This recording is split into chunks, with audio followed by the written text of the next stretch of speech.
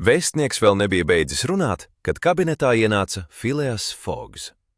Viņš iedeva vēstniekam pasi un teica: Lūdzu, dodiet man vīzu.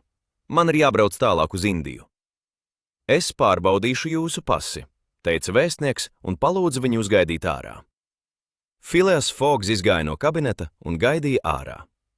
Policists Fiks teica vēstniekam: Lūdzu, dodiet man tikai vienu dienu. Rīt es saņemšu apcietināšanas orderi un varēšu viņu apcietināt. Lūdzu.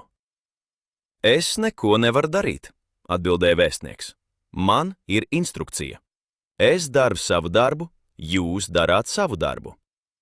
Phileas Foggs teica, ka brauks uz Indiju. Tā ir Britu impērijas teritorija. Meklējiet viņu tur. Policists Fiks izgāja no kabineta dusmīgs. Viņš gāja uz savu viesnīcu dusmīgs. Viņš nosūtīja uz Londonu telegrammu ar lūgumu pēc iespējas ātrāk atsūtīt apcietināšanas orderi. Phileas Foggs saņēma vīzu, atgriezās uz kuģa un gāja pusdienot kuģa restorānā. Viņa sulainis paspartū ātri paēda un aizgāja uz pilsētas centru.